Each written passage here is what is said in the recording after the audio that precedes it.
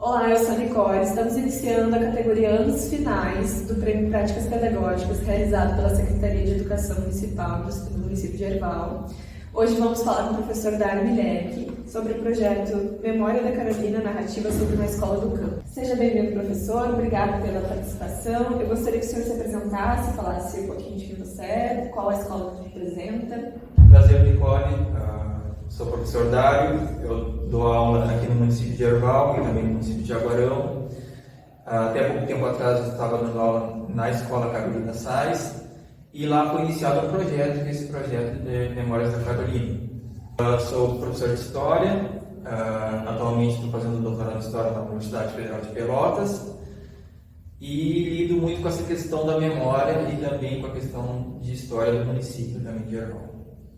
O que te levou, pela tua formação a gente já consegue imaginar, mas o que te levou a trabalhar com a perspectiva da memória na Carolina?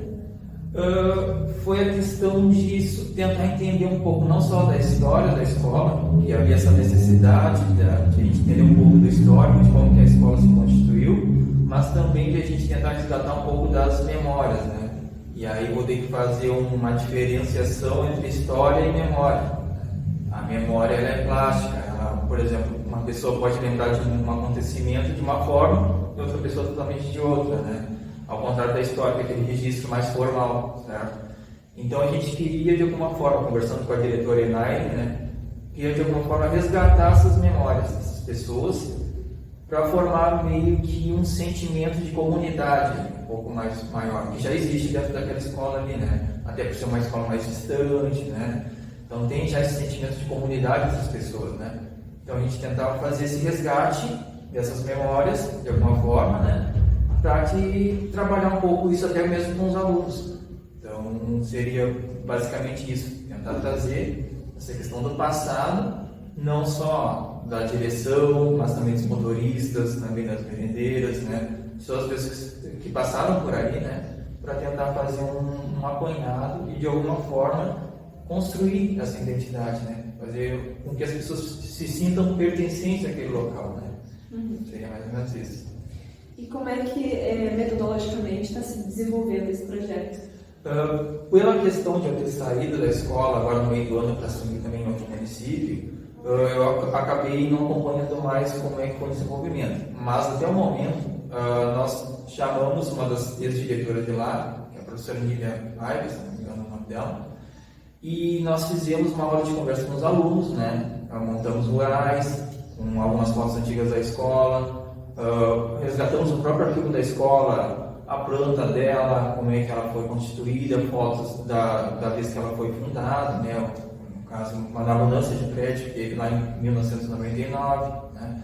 E nessa conversa com a ex-diretora Nívia, os alunos puderam fazer perguntas, né? Ela podia apresentar como é que era no tempo dela, a questão da escola, né? E como é que era o dia a dia, o cotidiano, né? Quem eram as pessoas que estavam ali, quais eram as dificuldades que se apresentavam naquele momento, né? Porque era um outro momento, né? As coisas eram um pouco mais difíceis, né? A questão também de merenda, de chegar lá, a questão de transporte também, né?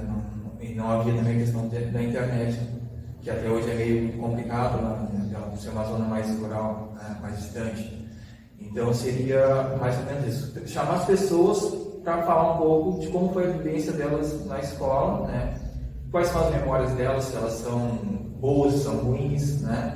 Sempre tentar questionar elas para tentar trazer não só histórias totalmente boas, mas também alguma coisa, né, um pouco do perrengue que eles passaram, né? E a ideia agora é seguir com um projeto para entrevistar, a nossa próxima entrevistada seria a Gisela, que é a merendeira lá, que já está há um bom tempo lá, né? Trazer ela um pouco para contar para os alunos, né, como é que foi a trajetória dela na escola, o que ela lembra, né, enfim, trazer também fotos que ela tiver também, e de uma forma que a gente consiga, de certa forma, resgatar um pouco, né, essa questão dessas memórias. Essa oralidade, né, a memória da oralidade, ela está sendo registrada? Existe algum acesso que a gente possa ter essas? Sim, na história nós lidamos com uma categoria de metodologia que a gente chama de história oral. Que é assim, a gente vai lá, entrevista uma pessoa, transcreve a entrevista, depois devolve para a pessoa e a pessoa dá um termo de sessão, né? É o que a gente está com ideia de fazer. Com a professora Lívia foi mais uma conversa informal, mas a gente pode fazer agora a transcrição dessa entrevista, pedir para ela, né, a doação dessa transcrição, mas o vídeo dessa entrevista dela, desse depoimento dela já está disponível já há um bom tempo no Facebook da escola, né. Com a Gisela também a gente pretende fazer a mesma coisa, de uma forma que pelo menos fique registrado na escola, né, como um histórico, uma pasta, alguma coisa assim, para que alguém depois possa acessar essas memórias, né, essa tradição oral que a gente chama, né, que é muito importante. Em termos de justificativa do projeto, ele se debruça também na própria luta por resistência da escola, por existência da escola? Sim, principalmente pela questão de a gente montar um sentimento de comunidade ali, né, um pouquinho mais forte, para que se evite, né, que, vamos supor, que daqui a um tempo a escola, sei lá, sofra algum fechamento, coisa assim do tipo. Não estou dizendo em relação a políticas públicas, né, mas eu digo em relação ao sentimento daquela comunidade de acolher a escola, né, entender a escola como algo bom, como algo que está ali para ajudar, né. Porque eu acho que a pior coisa seria a comunidade não entender que a escola, né, pelo menos está ali para ajudar aquela comunidade. Então seria mais ou menos esse o maior objetivo, a maior justificativa do projeto. Fazer com que as pessoas vão ali, que elas se entendam como pertencentes daquele espaço ali, né? Isso que é para mim é o mais importante. A partir do momento que elas entendem que eles pertencem àquela comunidade, que a escola é o ponto principal daquela comunidade, eu acho que tudo tende a ficar bom. Até o trabalho mesmo nosso na escola, lá dos motoristas, merendeiros, dos professores, enfim, né? Esse cuidado com a escola, eu acho que é o principal, né? A gente tende a cuidar do que é nosso, né? Então, essa apropriação da memória e da identidade da escola é muito importante, realmente. E quais os desdobramentos que isso possa vir a ter no futuro? Vai acontecer um museu, vai acontecer um memorial? O que vocês pensam? Sempre estou muito em contato com a questão do museu aqui, né? Tanto que a gente fizemos sempre esse passeio com os alunos agora esse ano, não só da Carolina, mas das outras escolas, para visitar o museu que recém inaugurou em dezembro agora, né? Mas a gente está tentando fazer com que, além de registrar essas memórias, que a gente consiga, por exemplo, passar elas para um telão que tem a TV lá do museu, que a gente consiga passar essas memórias lá, fazer uma amostra durante algum tempo, com que as pessoas possam ver, né, um pouco da importância dessas memórias na escola, né? De uma forma mais temporária ali, né, no museu. Se bem que, claro, o museu todo é voltado para a área da educação, o próprio nome, né, os marenses, né, voltado para a área da educação, então a gente está tentando ver, de levar, quando concluir esse projeto, para o museu. Só que também a gente está pensando também, no final do ano, ou no início do ano que vem, também fazer um livro com uma transcrição dessas memórias também, né, que eu acho que seria importante. Eu acho que é mais fácil fazer a compreensão de um livro e tal, né, ou de um compêndio dessas memórias. Então, os próximos passos seriam esses. E qual a importância que tu vê nisso, assim, para além de tudo que tu desdobrou aqui, qual é a relevância que tu tem visto nessa movimentação com os alunos, com os profissionais que estão na escola, com a própria comunidade? Eu acho que eu vou retornar essa questão de pertencimento e, de certa forma, de uma importância, né? Quando nós fizemos agora a formatura do último ano, né, nós fizemos lá as plaquinhas para cada funcionário, né, mostrar que a escola não é somente os professores, não é somente a direção, também as merendeiras, são os motoristas também. Publicamos também lá na página do Facebook da escola a questão dos pedreiros que estão fazendo uma sala nova lá também, né? Então a gente mostrar e fazer com que essas pessoas se sintam de alguma forma importantes, relevantes ali também no processo do aprendizado, né? daquelas crianças, daquela comunidade. Eu acho que esse é o ideal, eu acho que esse seria o mais importante para o projeto. Bom, professor, muito obrigada pela sua participação, por compartilhar um pouco do projeto conosco. Eu gostaria de dizer que o projeto, para quem quiser conferir na íntegra, está através do blog Eduquerval. Vocês podem conferir todas as informações lá. Podem acessar também o Facebook da escola para conferir esses depoimentos. Os links estão aqui embaixo na descrição. E não esqueça que essa é uma votação coletiva, então enganje-se nos projetos. O formulário vai estar aqui embaixo também. Votem, compartilhem para a comunidade escolar, a comunidade local, que são muito importantes iniciativas como essas. Inclusive, gostaria de parabenizar pela iniciativa. E é isso. Curta o vídeo, compartilhe para que mais pessoas acessem esse tipo de conteúdo. E ficamos por aqui. Até a próxima.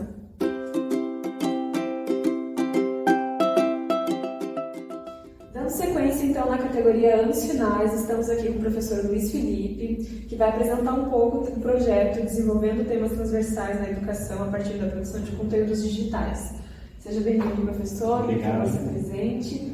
Então, meu nome é Luiz Felipe, eu sou natural de Pelotas, sou formado em licenciatura plena em História, me formei no ano de 2010, eu resido aqui em Erval desde 2012, faço parte da rede desde 2014 e esse é meu primeiro ano na Escola Padre Libório Poete, que é esse trabalho aqui que a gente vai falar um pouco agora. Como é que se inicia o trabalho? Assim, de onde vem essa necessidade de usar as tecnologias? Então, eu faço parte então desse novo grupo de professores que integraram a escola a partir desse ano e fazendo parte também de uma nova disciplina que foi criada, a disciplina de Cultura, Saberes e Cidadania, que ela usa um pouco da minha formação em História, ela também a gente consegue usar elementos de Sociologia, de Filosofia.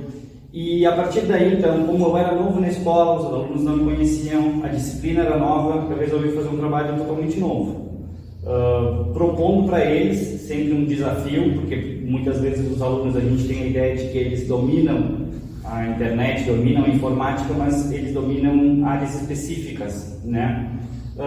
E aí eu tentei, então, com a ajuda deles, fazer eles perceber que o celular ele pode ser sim usado em sala de aula como uma ferramenta útil, né? E tentei também deixar isso bem claro na escola e para os pais, que a gente pode sim usar, porque é um caminho sem volta, usar a internet, usar celular, usar as mídias na educação. Eu tenho uma pós em mídias, em educação também, então um pouquinho desse meu conhecimento eu resolvi tentar, como um projeto mesmo, tentativa e erro. No primeiro ano, a gente ainda está em desenvolvimento, ele vai ser desenvolvido ao longo de todo o ano, e até agora o resultado tem sido bem legal, assim, tem sido bem proveitoso. Como é que foi a recepção dos alunos em relação ao projeto? Como é que tem sido? Então, no primeiro momento eles ficaram assustados, assim, porque embora a gente saiba que os alunos eles estão um pouco saturados da escola, do modelo tradicional de escola, quando tu propõe alguma coisa nova para eles, tu tira eles da zona de conforto, eles também tendem a ter um pouco de resistência, né? Além do mais, todo o preconceito que existe justamente em usar o celular em sala de aula. Alguns têm ideia, alguns colegas, alguns familiares dos alunos têm ideia de que o celular ele é para brincar e tal. E aí eles aceitaram no primeiro momento, até com um certo espanto, a gente usar o celular como uma ferramenta de trabalho. Depois eu usei um pouco de psicologia reversa com eles, porque eles têm muita vergonha de apresentar trabalhos. Então eu digo para eles, nesse modelo de vocês produzirem vídeos, de vocês produzirem o material de vocês vão me enviar, eu faço só a curadoria, eu não edito, não faço nada, tudo 100% feito para eles, mas vocês vão ter a possibilidade de primeiro apresentar para mim e depois a gente, numa segunda etapa, a gente conversa de fazer uma apresentação coletiva. Aí eles aceitaram, tá, com a condição que no primeiro momento só eu iria assistir. Eu faço o upload desses vídeos pro YouTube, mas uma conta privada minha, só para não perder, para não ter o risco, para ficar um backup.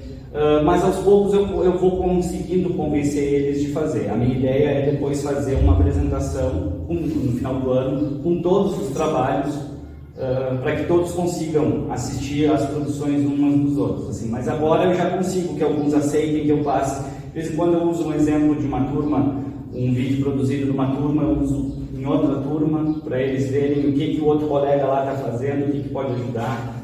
Mas eles, no primeiro momento, eles tiveram um certo receio, mas agora eles já aceitaram de boa. E como é que está funcionando isso, metodologicamente falando? Então, a disciplina Cultura, Saberes e Cidadania, eu dividi ela em 3 módulos, Cultura, Saberes e Cidadania.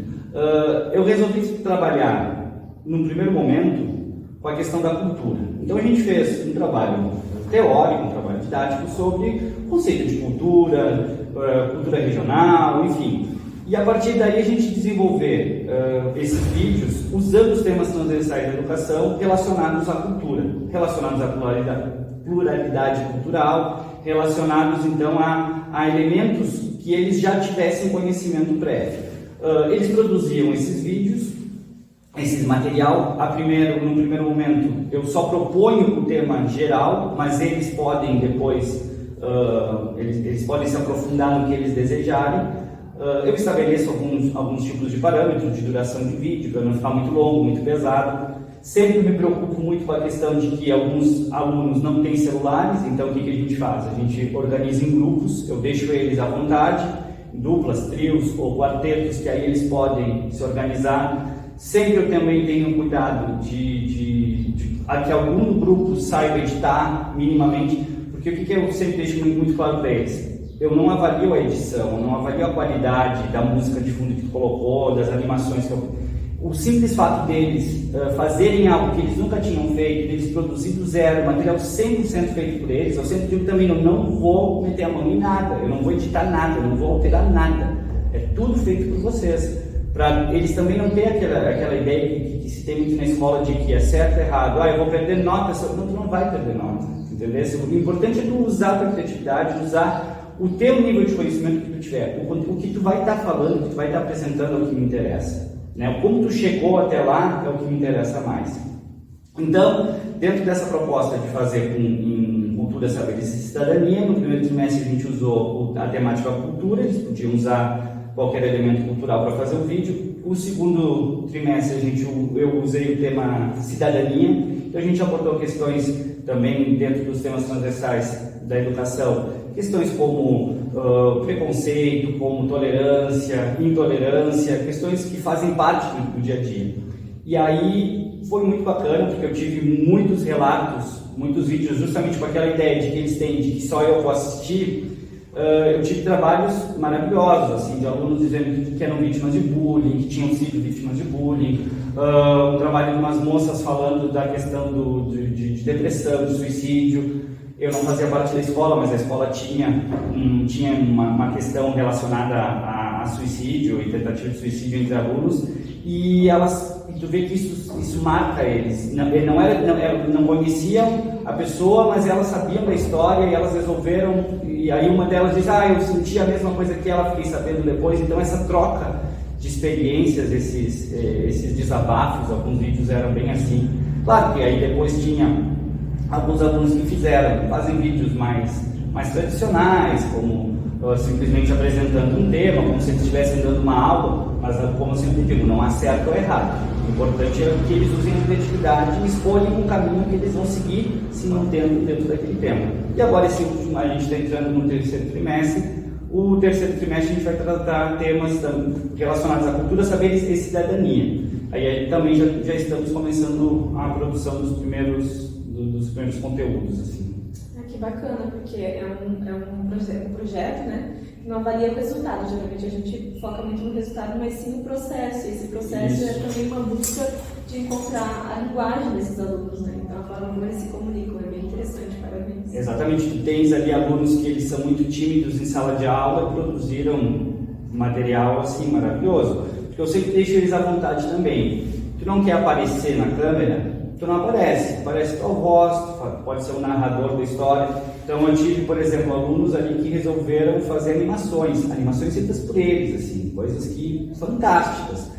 Todo o trabalho de edição, tive um aluno que me disse, professor, eu passei 6 dias editando vídeo, assim, mas eu adorei editar. Então esse aí, ele não gosta de aparecer, mas ele gosta de editar. E o trabalho de edição, ele escolheu uma música, aí ele ia lendo o tema e cada parte do texto ele fez um desenho, uma ilustração relacionada àquele, né? Ele estava falando sobre bullying na escola. Como ele é muito estudioso, ele sofria bullying por isso. Depois ele produziu um vídeo ensinando como solucionar equações de matemática. Porque aí depois nós tínhamos também a questão dos saberes, dentro do módulo saberes, eles apresentar saberes que eles tinham, que eles gostariam de compartilhar com alguém. Eu tive alunos fazendo vídeos ensinando mágica, ensinando receitas culinárias. Teve um rapaz que fez um falso programa de culinária fantástico, assim, com chamada de televisão e tudo. E ele ensinando a fazer receitas, coisas que ele dizia que teria vergonha de falar isso para a turma, que ele sabe cozinhar, por exemplo, né? E, enfim, esses saberes deles também, eles não acham, mas eu vou ensinar eles a fazer uma mágica com o mas é um saber teu, é um conhecimento teu, tu tem que valorizar esse teu conhecimento, não é todo mundo que sabe. Alguém pode gostar, né? Esses eles estão muito ligados aos tutoriais de YouTube e tal, tipo assim, pensem que vocês podem criar um de vocês, né? Exatamente. É. Quais são os maiores ganhos assim que tu vê nesse teu projeto com os alunos em relação ao corpo docente também? Bom, essa disciplina de cultura e saberes, ela me dá uma liberdade criativa maior que as outras disciplinas têm. Eu leciono história, eu sei que muitas vezes a gente tem que seguir ali os parâmetros curriculares, a gente tem que seguir e de vez em quando tu não tem muito espaço, né, para inovar. Então eu entendo que os colegas, muitas vezes eles têm vontade, mas não têm espaço para fazer isso, não têm um tempo para fazer isso. Eu me aproveito que eu tenho essa margem criativa maior e trato de usar ela. Os alunos, o principal ganho, claro, isso a gente nunca vai conseguir alcançar todos, né? Mas isso é uma negociação constante assim, com eles. O principal ganho é essa questão deles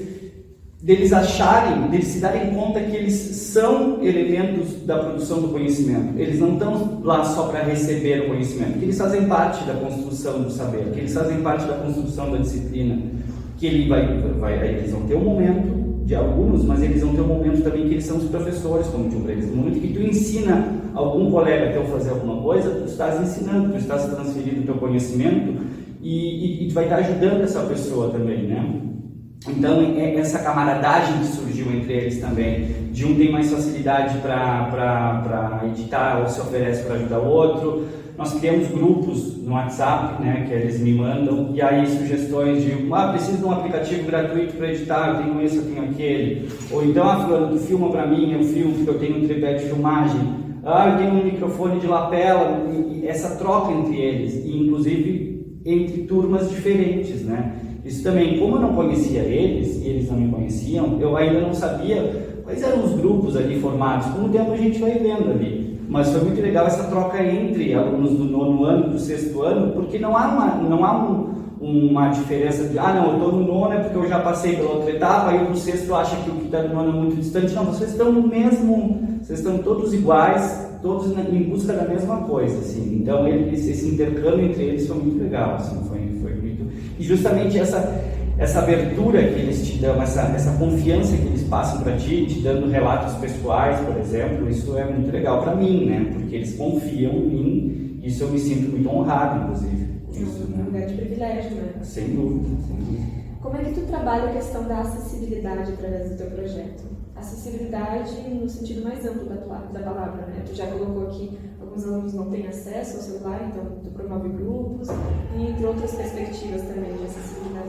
Então, alguns alunos, eles não têm o celular, ou têm um celular que eles julgam que não seja capaz de fazer boas filmagens, então eu dou liberdade, por exemplo, nós criamos esse trabalho, vai ser em trio. Aí tem uma que sobrou, que eu vi que ficou sem grupo, não tem problema, a gente cria um quarteto aqui, né? Eu quero fazer sozinho, não tem problema também.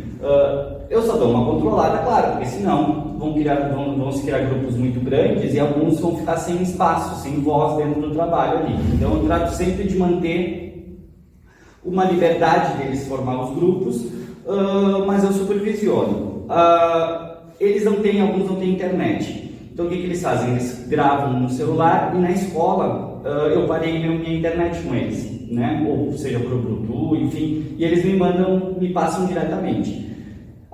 Teve alguns casos ali que eles não tinham como gravar e eu sugeri, então num período vago meu no turno da tarde, de ir na escola gravar para elas, por exemplo. E aí eu fiz esse trabalho e a gente gravou. Então a gente sempre tenta, eles sempre tentam te dizer, mas eu não posso por causa disso. Não, mas então eu já tenho a solução aqui. Não, mas eu não consigo porque a escola tem um celular, a secretaria tem um celular, então a gente pega emprestado e a gente usa e depois... Então a gente sempre trata de, quando eu proponho para eles, eu já ter mais ou menos alguma solução para algum problema que possa aparecer. Aí, por exemplo, a gente esbarra muito na questão que eu não posso usar celular, eu não posso usar imagem, porque não me deixam em casa, por exemplo. Ok, não vai ficar sem fazer o trabalho. A gente faz o teu trabalho, por exemplo, a gente pode fazer ele de uma maneira de visual, então a gente tem a produção de cartazes também. E aí nós fizemos cartazes belíssimos. alguns alunos ali que preferiram fazer isso e a gente filmou depois o cartaz pronto do aluno, ou ele produzindo o cartaz, filmando a mão, enfim, e está exposto nas salas de aula, assim, mas é isso, a acessibilidade, a maior dificuldade é justamente a questão da falta de recursos que os alunos têm. A escola agora tem internet também, que nos ajuda bastante, né? Mas é claro, é um trabalho que demanda que eles tenham minimamente um celular. Eu tento explicar isso também para eles, um vídeo de 1 minuto e meio no máximo. Mas meu celular não tem muita memória, então trata de fazer mais curtinho, porque aí tu conseguir resumir, tu conseguir apresentar o teu ponto de vista sobre aquele tema em pouco tempo também é um trabalho, também faz parte de tu conseguir ser conciso ali, né? Mas até agora eu tenho poucos casos assim que realmente a gente não conseguiu por problema de infraestrutura e tal. A maioria foi porque não fizeram, enfim, por questão pessoal, mas por falta de recurso a gente não teve, que eu me recorde agora, a gente não teve nenhum caso que tenha ficado para trás. Que bom. E quais os desdobramentos que tu vê desse teu projeto para o futuro, assim, até para a própria disciplina? Então, a minha ideia isso é um trabalho também de convencimento com eles, de no final do ano a gente fazer uma grande apresentação. Porque o que eu sempre converso com eles? As mazelas que vocês sofrem, os problemas, as questões que vocês têm, as inseguranças, não é exclusivo de vocês, né? É exclusivo da geração, e não só nesse período de pandemia que a gente vive, desse retorno, né? Isso é generalizado, a gente conversa com outros colegas de outros municípios, isso é geral. Então, eu digo assim, a ideia que eu tenho é apresentar esses trabalhos produzidos por eles, não só lá, mas na outra escola que eu trabalho também, né? Que os alunos de lá, muitas vezes, não se conhecem, eles são de realidades diferentes. Uma escola da cidade, outra uma escola rural, mas daqui a pouco tem alguém lá que está sofrendo a mesma coisa que tu, ou tem a mesma ideia que tu, ou ficou interessado tanto quanto tu quanto aquele assunto. E quem sabe vocês podem no futuro até se vir a ser colegas, porque no ensino médio depois eles geralmente se juntam, né? Porque nós temos só uma escola de ensino médio aqui na cidade. Então a ideia é isso, é fazer uma grande apresentação. Aí sim a gente vai aí eu vou editar, eu vou ter que vamos dizer assim, botar a mão nos vídeos, porque eu vou fazer uma apresentação contínua de todos os vídeos, todos eles são enviados para mim via WhatsApp. Então eu vou ter um trabalho de baixar, de editar, enfim, mas sem recortar, sem nada, é aquilo ali, só vou fazer uma apresentação contínua, apresentar para eles mesmos os que criaram os conteúdos, e para outros alunos que não criaram conteúdo, mas vão assistir o que colegas jovens da idade deles fizeram, assim. Essa é a minha ideia, fazer essa apresentação. Que bacana. Tem algum ponto, algum item específico do projeto que eu gostaria de mencionar, que a gente não abordou aqui de alguma forma? Não, de maneira geral, acho que ficou bem claro, assim. Enfatizar isso, que celulares, computadores, tablets, internet, eles vieram para ficar. E a gente não pode ficar achando que são inimigos da educação. A gente tem que tentar introduzir eles de uma maneira consciente dentro da sala de aula, e muitas vezes os alunos eles não têm o conhecimento do potencial que tem em mãos ali, né? Eles estão muito fechados em redes sociais, em mensagens instantâneas, e não sabem todos os potenciais que aquele aparelho traz para eles, né? Então, deixar bem claro e tirar um pouco esse estigma que o celular tem, que a internet tem, que é inimiga dos professores. Não, a gente tem que trabalhar junto, e conseguir coexistir, né? A internet não vai substituir o trabalho dos professores, isso ficou muito claro durante esse período de pandemia, né? E os professores têm que cada vez mais se integrar também nessa tecnologia. Eu acho que a pandemia foi o cenário que realmente colocou a importância da gente estar dialogando com esses usos dessas tecnologias, né? E como tu colocou, não são inimigos realmente, são potenciais ferramentas para o uso educacional. Bom, então, professor, eu gostaria de agradecer a tua participação hoje. Obrigado por compartilhar conosco o projeto. Parabéns pela iniciativa. Eu espero que tenha vida longa. Obrigado. Para conferir o projeto na íntegra do professor Luiz Felipe, vocês podem acessar o Blogspot da Educarval. Lá vai ter todas as informações pertinentes do projeto, o link está aqui na descrição. E lembrando também que é uma votação coletiva, vocês podem apoiar o projeto do professor para ganhar o prêmio.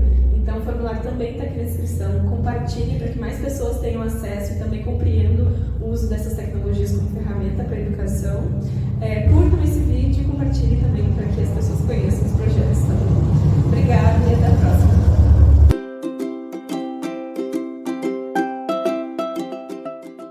Olá, estamos dando continuidade então a mais um projeto da categoria Anos Finais do Prêmio Práticas Pedagógicas, realizado pela Secretaria Municipal de Educação de Erval. E hoje vamos conversar agora com o professor Igor, apresentando o projeto Discutindo a Poluição Atmosférica. Por favor, professor, primeiro seja bem-vindo. Muito obrigada por compartilhar um pouco do projeto conosco. Apresente-se, diga sua formação, qual é a escola que você trabalha. Bom, tudo bem, pessoal?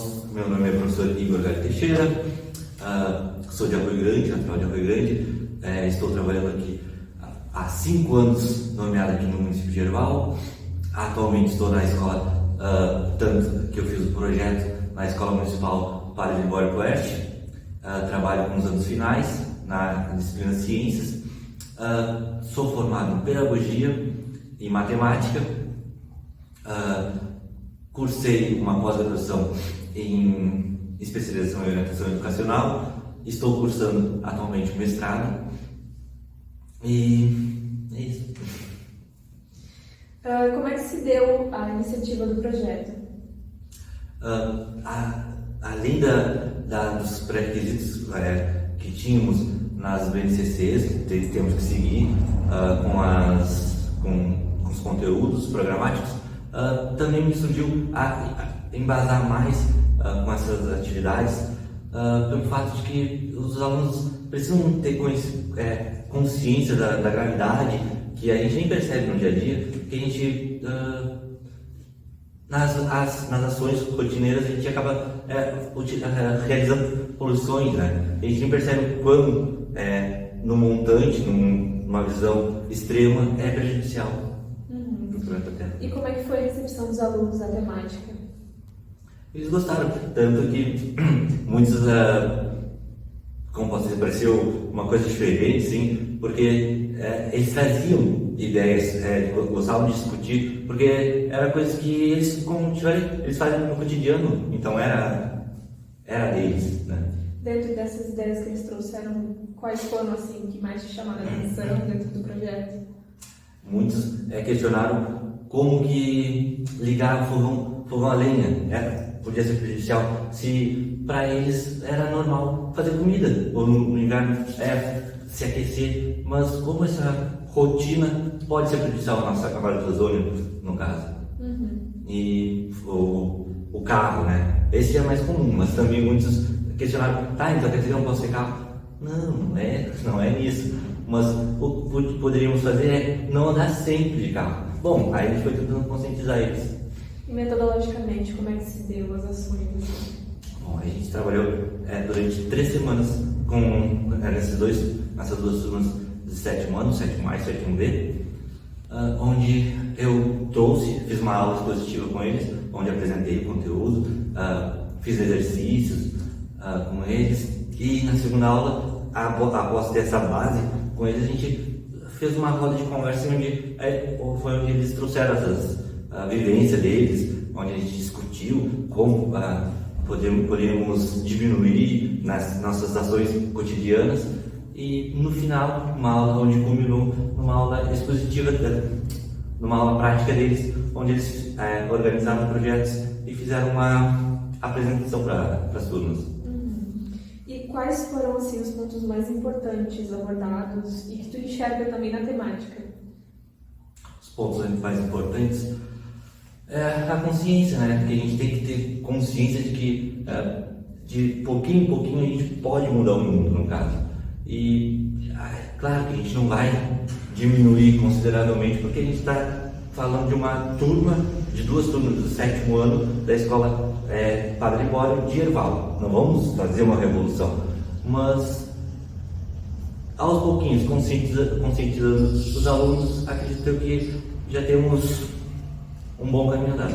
Você cria redes, né? Porque o aluno vai para casa, ele vai criando conexões, então vai ampliando, digamos assim, essa rede de conhecimentos e consciência acerca do tema. E quais foram os maiores desafios acerca de trabalhar isso? Foi mostrar para eles como posso falar, o fato de que ligando uma lareira poderíamos estar poluindo o meio ambiente, porque é uma coisa rotineira deles. Então, como eles entenderem que isso era prejudicial e não necessariamente tinha que acabar com isso, mas tem outros meios, né? Sim. E quais foram os apontamentos práticos da disciplina em termos de ações com a comunidade escolar? O que vocês fizeram? O que fica deste projeto que já foi finalizado? Né? O que ficou deste projeto para a escola, para eles e até mesmo para ti, do ponto de vista em outras perspectivas com outras turmas, enfim? Acredito que para eles ficou essa conscientização de que podemos em casa, digamos que mudar o mundo, né? Podemos fazer pequenas ações que podem ser importantes. Em termos de escola, o que acredito eu que fique é as ações, né, que foram realizadas, os registros que ficam, que podem auxiliar os professores, outros trabalhos, no caso. E para mim, essa percepção dos alunos que as coisas normais, assim, para eles não tinha perigo algum. Acredito que seja isso. Enxergar que nossas ações trazem consequências. Então, sim. É bem interessante. Existe mais alguma coisa que a gente, ao longo das perguntas, não abordamos em relação ao projeto que tu gostaria de pontuar? Não. O que eu gostei foi, que eu poderia destacar, era o empenho dos alunos neste projeto, porque a intenção não era a gente fazer ao longo dessas discussões, o engajamento dos alunos nas discussões, porque trouxemos assuntos interessantes que até me impressionaram, né? E acredito que eu consegui fazer uma pequena revolução na cabeça deles, né? Conscientizando. E o empenho deles no projeto final, que a proposta era uma exposição onde eles mesmos, por si mesmos, pesquisaram e trouxeram experiências para fazer ali na prática, ali pra gente. O que foi, toda a turma se mobilizou nesse sentido. Essa exposição foi através de que plataforma? Foi realizada nas turmas do 7º ano, cada uma na sua turma, onde cada grupo, né, que a gente dividiu em grupo, pesquisou, trouxeram maquetes, realizaram experiências, que foi bem legal, foi um envolvimento da turma bem significante, no caso. Dentro do cotidiano. Sim. E esses materiais, eles estão registrados também no projeto escrito, né, como anexo? Em forma de fotos e vídeos. A gente tem vídeos também. Então, professora, eu gostaria de agradecer, parabenizar pela iniciativa, porque é muito importante a gente construir esse senso crítico e conscientizar de que as nossas ações trazem consequências, que a gente faz parte do meio ambiente como um todo, então a gente precisa também preservar, porque estando preservando o nosso entorno, nós estamos preservando nós mesmos. Então, muito obrigada pela colaboração, por participar do Prêmio Práticas Pedagógicas. O projeto do professor Igor vai estar disponível na íntegra através do blog Educarval. Vocês podem conferir todo o material que ele explicou aqui, as ações realizadas, as maquetes, as fotografias e vídeos, assim como a estrutura do projeto, explicando como foi feito, elaborado e embasado. E não esqueçam também que é uma votação coletiva, então o formulário de votação vai estar aqui no link da descrição, abaixo. Acessem e se engajem, compartilhem com outras pessoas para elas também terem a consciência crítica acerca da nossa preservação do meio ambiente. Curtam esse vídeo e inscrevam-se também no canal da Secretaria de Educação Municipal de Erval para ficar por dentro de outras atividades realizadas aqui. Muito obrigada e até a próxima!